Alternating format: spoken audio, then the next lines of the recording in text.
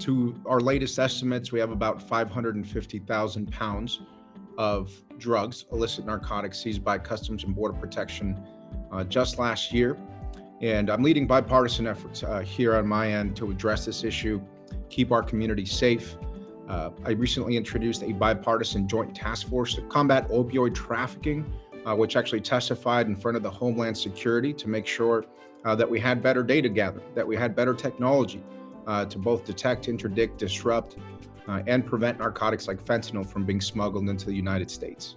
It's not just about, the type of drug that's coming in, whether it's fentanyl or opioids. It's about what happens when they come into our country and the grave risks they pose to young people and people in communities across America, and just how lethal some of these illegal drugs are.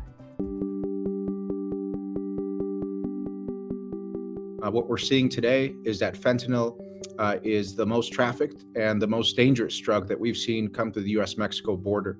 And so having met recently in my job today as a member of Congress with public safety officials and law enforcement agencies along the border, we know the gravity of the situation. So I've been calling for increased federal funding to tackle this opioid crisis, provide common sense solutions as well, and trying to work with my Republican colleagues. So I think one of the things that is really causing tremendous tragedy around America right now, of course, is fentanyl.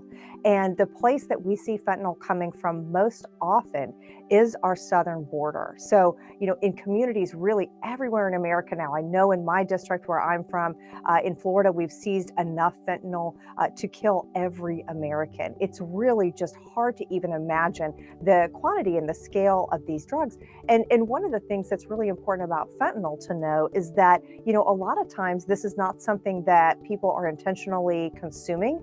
They think that they're consuming another drug, which is, maybe a prescription drug or something that is less lethal. And in a single pill, it's absolutely poisoning and can be deadly. We know quite a bit about how drugs are moved across the border. The problem is that we don't have the funding at this current point for the border technology that we need, as well as the manpower to operate that technology at our ports of entry. So 95% of the illicit narcotics that we intercept at our ports of entry.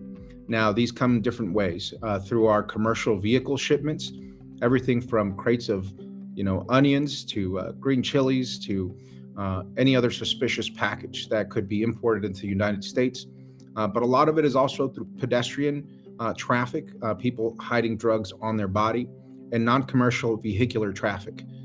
So when I met just last month, actually, with the Santa Teresa Port of Entry, our largest